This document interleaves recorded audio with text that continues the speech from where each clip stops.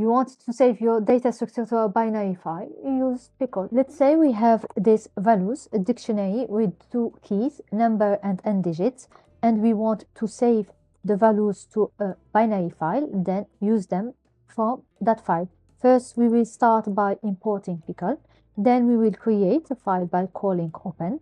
We will define the name of our file. Let's say it will be file.pickle, and then we will define the mode to be writing since we are creating the file, and B for binary file. Now to save our data, we will call pickle.dump with the values to be saved and the file that will keep the values saved.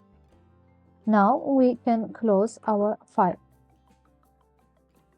Now to use the data, we will again open our file, but this time it will be in reading mode. The file will have the same name, but the mode will be R and B. After opening the file, now we can load our data calling pickle.load. And as parameter, the file we just opened. We can close our file and then print our data to be sure that we have the right values. We can run our code now and see that we have the right values. Thank you for watching and see you in the next video. Bye.